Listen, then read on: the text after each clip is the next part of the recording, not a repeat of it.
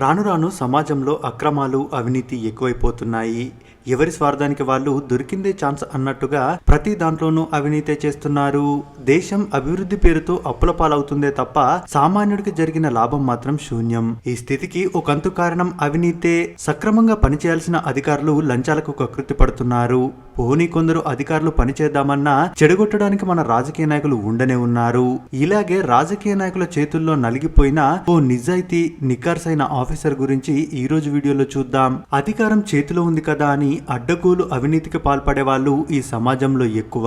కానీ ఇప్పుడు మనం చెప్పుకోబోయే ఆఫీసర్ కథ మాత్రం చాలా ప్రత్యేకం. సమాజం బాగుండాలని ఆలోచించే నిజాయితీ పరుడైన అధికారుల్లో ఈయన ఒకరు. మరి ఆయనకు దక్కిన ప్రతిఫలం తాను పనిచేస్తున్న డిపార్ట్మెంట్ లో 83 కోట్ల రూపాయల అవినీతిని గుర్తించి నిలదీసినందుకు అతన్ని చంపేందుకు ప్రయత్నించారు. ఈ క్రమంలో చూపుని, వినికిడిని కోల్పోయారు. అప్పటికి ప్రశ్నించడం ఆపకపోవడంతో పిచ్చివాడనే ముద్ర వేసి హాస్పిటల్లో పడేశారు. కానీ ఆ ఆఫీసర్ మాత్రం అక్రమార్కుల భరతం పట్టాలని మరింత కసితో ముందుకెళ్లాడు. ఆ ఆఫీసర్ పేరే రింకు సింగ్ రహీ. పుట్టింది ఉత్తరప్రదేశ్ లోని అలీగఢ్ జిల్లా డోంగ్రీ నగర్. రింకు సింగ్ నాన్న పిండి మిల్లు నడిపేవాడు. అదే ఆ కుటుంబానికి జీవనాధారం. వచ్చే ఆదాయం సరిపోకపోవడంతో కొన్నిసార్లు అర్ధాకలితోనే పడుకునే వాళ్ళు. పిల్లల కడుపు నింపడానికి తల్లిదండ్రులు పడుతున్న కష్టం చూసి బాధ కలిగేది. దాన్ని తానెలా తీర్చాలా అని ఆలోచిస్తున్నప్పుడు చదువుకుంటే సమస్యలన్నీ తీరిపోతాయని రింకుకి క్లాసులో తన మాస్టారు చెప్పిన మాటలు గుర్తొచ్చాయి. నాన్నని ఇబ్బంది పెట్టకుండా గవర్నమెంట్ స్కూల్లోనే 10వ తరగతి వరకు చదివాడు. స్కాలర్షిప్ తో ఇంటర్ పూర్తి చేశాడు. జంషెడ్పూర్ లోని ఎస్టీ ప్రవేశ పరీక్ష రాసి మంచి ర్యాంకు తెచ్చుకుంటే ఉపకార వేతనంతో చదువుకోవచ్చని స్నేహితుల ద్వారా తెలిసింది. దాంతో ఆ ప్రవేశ పరీక్షకు దరఖాస్తు చేసి ఇంట్లోనే చదువుకుని ఆల్ ఇండియా స్థాయిలో 17వ ర్యాంకును తెచ్చుకోవడంతో క్యాంపస్ లో ఉచితంగా సీటు వచ్చింది. అలా 2002లో బీటెక్ పూర్తి చేసిన రింకుని చాలా మంది సాఫ్ట్వేర్ కి మంచి డిమాండ్ ఉంటుంది, అటువైపు వెళ్ళమని ప్రోత్సహించారు. అలా చేస్తే నా కోసం, నా కుటుంబం కోసమే బతికిన వాడినవుతాను. అదే ఒక ప్రభుత్వ అధికారిని అయితే జనం కోసం జీవించొచ్చని భావించి గ్రూప్ 1 కి ప్రిపేర్ అయ్యాడు రింకు సింగ్. తొలి ప్రయత్నంలోనే ర్యాంక్ సాధించి ముజాఫర్ నగర్ లోని జిల్లా సాంఘిక సంక్షేమ అధికారి పోస్ట్ కి ఎంపికయ్యాడు. ఇక కొడుక్కి మంచి జాబ్ రావడంతో కష్టాలన్నీ తీరిపోయినట్టేనని అమ్మా నాన్నలు సంతోషించారు. నిజానికి రింకు జీవితంలో అసలు సమస్యలు అప్పుడే మొదలయ్యాయి. ఎలాగంటే రింకు సింగ్ ఉద్యోగంలో చేరిన కొత్తలో తన కింది స్థాయి ఉద్యోగులు అతి వినయం ప్రదర్శించడం గమనించారాయన. మీరెందుకు సార్ కష్టపడడం, మీ పనులు కూడా మేమే చేసి పెడతాం, మీరు జస్ట్ సంతకం పెట్టండి చాలు అని పదే పదే అనేవాళ్ళు. ఆ మాటలు ఎందుకు చాలా తేడాగా అనిపించేవి. ఒకసారి ఆఫీస్లో ఆడిట్ జరిగినప్పుడు ఉపకార వేతనాలు, పింఛన్ల కింద జారీ చేసిన 83 కోట్ల నిధుల్ని తప్పుదారి పట్టించినట్టు తేలింది. కింది స్థాయి అధికారులను ప్రశ్నిస్తే నీకెందుకు, నీ పని నువ్వు చూసుకో అని రింకుపైకి ఎదురు తిరిగారు. దాంతో ఈ అక్రమార్కులను ఆధారాలతో సహా పట్టుకోవాలని నిర్ణయించుకున్నాడు రింకు సింగ్. ఇంకేముంది, ఆఫీసులో ఉద్యోగులంతా ఒక్కటై రింకుని వేధించడం మొదలు పెట్టారు. ఆఫీసుకు వెళ్లేసరికి తన కుర్చీని పక్కన పడేసేవారు. ప్యూను గదిని శుభ్రం చేయడం, నీళ్లు, టీ ఇవ్వడం మానేశాడు. మిగతా వారు కూడా ఇష్టారాజ్యంగా ప్రవర్తించేవారు. ఆధారాలు దొరికే వరకు తాను తొందరపడకూడదని ఎవరేమన్నా స్పందించేవాడు కాదు. తన గదిని తానే శుభ్రం చేసుకునేవాడు. ఇంటి నుంచే నీళ్లు, భోజనం, విస్తరాకులను తీసుకెళ్లేవాడు. ఆఫీసు నుంచి ఇంటికెళ్లేటప్పుడు చెత్తని తానే బయట పడేసేవాడు. అలా దాదాపు 4-5 నెలలు ఇబ్బంది పడుతూనే నిధుల స్వాహా గురించి ఆరా తీశాడు రింకు సింగ్. 10 ఏళ్లుగా సాంఘిక సంక్షేమ శాఖ నుంచి ఉపకార వేతనం, పింఛను పొందేవారు దాదాపు 47,000 మంది అయితే 62,000 మందికి పైగా వాటిని అందజేస్తున్నట్టు చూపిన తప్పుడు లెక్కలను బయటకు తీశాడు. అకౌంటెంట్ కి చూపించి నిలదీసిన సమాధానం చెప్పలేదు. పై అధికారులకు ఫిర్యాదు చేసినా ఎవరూ పట్టించుకోలేదు. పైగా ఇక్కడ అలాంటివి కామన్, కావాలంటే మీకెంత కావాలో అంత తీసుకోండి అంటూ ఉచిత సలహాలు ఇచ్చేవారు. ఇక ఆధారాల్ని పక్కగా సేకరించి కోర్టుకెళ్దామని నిర్ణయించుకున్నాడు రింకు సింగ్. అప్పుడే తన కింది స్థాయి ఉద్యోగులు, పై అధికారులు, రాజకీయ నాయకుల అండతో అవన్నీ చేస్తున్నారని తెలిసింది. వాళ్ళంతా కలిసి రింకు ప్రయత్నాల్ని ఆపడానికి ఆఫీస్ కు ఫోన్ చేసి చంపేస్తామని బెదిరించేవారు.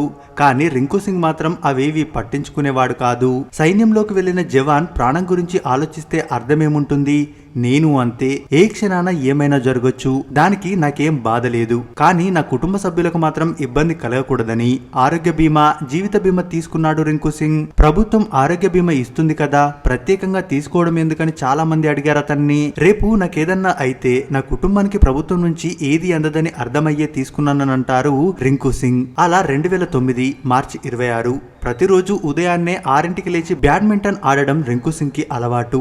ఆ రోజు కూడా ఎప్పటిలాగే లేచి ఆడుతుంటే ఓ 10 మంది ముఖానికి నల్ల ముసుగులు వేసుకుని తుపాకులతో చుట్టుముట్టారు. ఏం జరుగుతుందో అర్థం చేసుకునే లోపే చెవి వెనుక భాగంలో దిగిన బుల్లెట్ కంటిలోంచి బయటకొచ్చింది. అంతలోనే దవడలో మరోటి దిగిపోయింది. భుజం, పొట్ట, కాలు భాగాల్లో మరో 5 బుల్లెట్లు తూట్లు పొడిచాయి. రక్తపు మడుగులు కుప్పకూలిపోయాడు రింకు. స్పృహ వచ్చేసరికి కళ్ళ ముందు చిమ్మ చీకటి. ఎడమ చెవి ఏదో శబ్దంతో హోరెత్తిపోతుంది. నోరు తెరిచి మాట్లాడదామంటే గొంతు పెగలట్లేదు. భరించలేని నొప్పితో దవడ కదపడానికి కూడా రావట్లేదు. తన కదలికల్ని గమనించిన అమ్మా నాన్నలు రింకు చెయ్యి పట్టుకుని, లేచావా నాయనా, 5 రోజులకు కోమాలోంచి బయటపడ్డావు, లేదంటే నువ్వు మాకు దక్కేవాడివి కాదని బోరున ఏడుస్తున్నారు. ఈ దాడి జరిగిన 5 రోజులకు స్పృహలోకి వచ్చానని అప్పుడు రింకుకు అర్థమైంది. అంతేకాదు, బుల్లెట్ చీల్చుకుంటూ వెళ్లడంతో కుడివైపు చెవి వినికిడి, కంటి చూపు పూర్తిగా పోయాయి. 10 ఆపరేషన్లతో ఒళ్లంతా హూనమైపోయింది. అలా ఆసుపత్రి పాలై 4 ఏళ్ల పాటు చికిత్స తీసుకోవడంతో 25 లక్షల పైనే బిల్లైంది. కానీ తనపై జరిగిన దాడికి ఉద్యోగానికి ఏ సంబంధం లేదని పై అధికారులు తేల్చారు. దాంతో ప్రభుత్వం నామమాత్రంగానే డబ్బిచ్చింది. తర్వాత కొన్ని రోజులు రెస్ట్ తీసుకోమని డాక్టర్లు చెప్పినా పై అధికారులు మాత్రం ఉద్యోగంలో చేరాల్సిందేనని నోటీసులు పంపారు. దాంతో లేని శక్తిని కూడా తీసుకుని ఆఫీస్కి వెళ్లేవాడు రింకు సింగ్. మరోవైపు తన పైన దాడి చేసింది, ఆఫీస్లో అవినీతికి పాల్పడింది తమ డిపార్ట్మెంట్ లోని ఉద్యోగులు, మరికొందరు రాజకీయ నాయకులేనని పోలీసులకు ఫిర్యాదు చేశాడు. అయితే అవినీతికి సంబంధించిన పక్కా ఆధారాలు లేక వారంతా ఆ కేసు నుంచి తప్పించుకున్నారు. కానీ తనపై దాడి చేసినందుకు మాత్రం ఒక వ్యక్తికి 10 ఏళ్లు జైలు శిక్ష విధించింది న్యాయస్థానం. ఆ శిక్షతో పోల్చుకుంటే చూపు వినికిడి పోవడంతో పాటు దవడ ఛిద్రమై పళ్ళన్ని ఊడిపోయిన రింకుకే పెద్ద శిక్ష పడింది. శారీరక వైకల్యం మిగిల్చిన బాధ కంటే దోషులు తప్పించుకున్నారనే బాధే ఎక్కువైంది రింకుకి. అయినా సరే శారీరకంగా బలహీనుడైన మానసికంగా తనకి తాను బలంగా ఉంచుకునే ప్రయత్నాలు చేసేవాడు. దాంతోపాటు రింకు సింగ్ కి న్యాయం చేయాలని యువత సోషల్ మీడియాలోనూ పెద్ద ఎత్తున నిరసనలతో మద్దతు తెలిపేవారు. బయటకు వెళితే తన వెనుక సైన్యంలా ఉండేవారు. ఇక రింకు సింగ్ కూడా తగ్గేదే లేదన్నట్టుగా దోషులకు ఎలాగైనా శిక్ష పడేలా చేయాలని ఆర్టీఐ చట్టాన్ని ఆశ్రయించి ముజాఫర్ నగర్ లోని సాంఘిక సంక్షేమ శాఖ కార్యాలయానికి ప్రభుత్వం నుంచి గత 10 ఏళ్లలో విడుదలైన నిధులెన్నో, ఎవరెవరికి అవి అందాయో ఆ లబ్ధిదారుల వివరాలేంటో చెప్పమని అర్జీ పెట్టాడు. అయినా తనకి ఎలాంటి సమాధానం రాకపోగా మళ్లీ బెదిరింపులు మొదలయ్యాయి. చావు అంచుల వరకు వెళ్లిన రింకు అవేవీ లెక్క చేయలేదు. దాంతో 2010లో భదోహి జిల్లాకి బదిలీ చేశారు తనని. అయినా రింకు మాత్రం ఆ విషయం వదల్లేదు. చివరకు ముజాఫర్ నగర్ లో నిరాహార దీక్షకు దిగాడు. దాంతో పోలీసులు రింకును అరెస్ట్ చేసి స్టేషన్ కు కాకుండా పిచ్చాసుపత్రిలో చేర్పించి దుండగుల కాల్పుల్లో తన మతి భ్రమించిందని, అందుకే సరిగ్గా ఉద్యోగం చేయట్లేదని, ఏవేవో మాట్లాడుతున్నాడని ఆరోపణలు చేశారు. కానీ డాక్టర్లు మాత్రం రింకు వైపే నిలబడి తాను ఫిట్ గా ఉన్నట్టు సర్టిఫికెట్ ఇవ్వడంతో పోలీసులు ఇంటికి పంపారు. అప్పుడే తన గురించి తెలిసిన సామాజిక కార్యకర్త, అవినీతిపైన గొంతెత్తిన అన్నా హజారే వెతుక్కుంటూ వచ్చారు. రింకుని తీసుకెళ్లి ఢిల్లీలో నిరాహార దీక్ష చేయించి తన అర్జీకి బదులివ్వాల్సిందేనని పట్టుబట్టారు. దాంతో సెంట్రల్ ఇన్ఫర్మేషన్ కమిషన్ స్పందించి రింకు అడిగిన కొన్ని ప్రశ్నలకు బదిలిచ్చింది. అలా పక్కా సాక్ష్యాధారాలను సేకరించి ప్రభుత్వానికి కోర్టుకి సమర్పించినా ఎలాంటి ప్రయోజనం లేకపోయింది. దోషులు మాత్రం ఖద్దరు బట్టలు ధరించి జనాలను ఉద్ధరించే మాటలు చెబుతున్నారు. మరోవైపు రింకుని ఎక్కడ స్థిరంగా పనిచేయనీయకుండా సంవత్సరానికి 2-3 సార్లు బదిలీలు చేస్తూ ఇబ్బంది పెట్టేవారు. పలు శాఖల్లో మార్చేసి చివరకు BR Ambedkar IAS IPS coaching centre కి కోఆర్డినేటర్ గా నియమించారు. ఓవైపు ఉద్యోగం చేస్తూనే పిల్లలకు సివిల్స్ పాఠాలు చెబుతూ వస్తున్నాడు. అక్కడి విద్యార్థుల ప్రోత్సాహంతోనే చివరి అటెంప్ట్, అది కూడా 16వ ప్రయత్నంలో సివిల్స్ రాశాడు. ఎట్టకేలకు ర్యాంక్ రావడంతో ఆయన ఆనందానికి అవధులు లేకుండా పోయింది. రింకు వయసు ఇప్పుడు 40 ఏళ్లు. భార్య, ఓ కొడుకున్నారు. ఇప్పటికీ ఆయనకు ప్రాణభయం ఉందంట. తాను బయటపెట్టిన అవినీతి, నిజాయితీగా చేస్తున్న పోరాటం ఏదో ఒక రోజు తనను బలి తీసుకుంటుందని అంటారాయన. అవినీతి లేని సమాజం ఉండాలనేది ఆయన పోరాటం. అది 14 ఏళ్లుగా కొనసాగుతూనే ఉంది. కానీ ఈ సమాజమే ఆయన సిద్ధాంతాన్ని వ్యతిరేకిస్తూ పిచ్చోడనే ముద్ర వేసింది. అలా అన్ని అవరోధాలను దాటుకుంటూ నేడు కలెక్టర్ గా బాధ్యతలు చేపట్టారాయన. తన ఆఖరి శ్వాస వరకు అవినీతిపైన పోరాడుతానని, ప్రభుత్వ సొమ్ము రూపాయి కూడా దుర్వినియోగం అవ్వకుండా సైనికుడిలా కాపు కాస్తానని, ఈ సమాజం పట్ల తన బాధ్యతని అంతఃకరణ శుద్ధితో నిర్వహిస్తానని చెబుతున్నారు రింకు సింగ్. ఇది కదా ఓ బాధ్యత గల ఆఫీసర్ కి ఉండాల్సిన లక్షణాలు. మనకి కావాల్సింది కదా ఇలాంటి అధికారులు. ఇలాంటి అధికారుల గురించి కదా మనం నలుగురికి చెప్పాల్సింది. సెల్యూట్ రింకు సింగ్.